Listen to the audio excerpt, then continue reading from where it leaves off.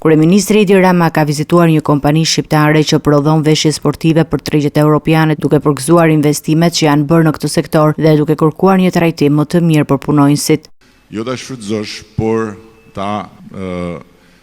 motivosh dhe ta mirëmbash. Kështu që në këtë aspekt është vërtet impresionuese, mbreslënse kjo që ndodh këtu. Ashtu si kundër, ka dhe një element tjetër, unë e thash pak me të qeshur në fillim, po është shumë serios si element dhe shumë për tu admiruar që kompania është provë e gjallë e faktit që respektimi i ditëve të pushimit për punonjësit është rentabilitet, është rritje e cilësisë dhe rritje e efektivitetit në punë. Nuk mundi mbash pa pushim dhe ne kemi bërë një plan masa shumë të rrepta për respektimin e. Gjithashtu, kryeministri theksoi se Shqipëria është duke shfrytzuar avantazhe strategjike për të tërhequr investitorët e huaj, duke përfshirë zhvillimet në infrastrukturë si rrugë, porte dhe aeroporte. Në disa vende që janë vendet Bashkimit Evropian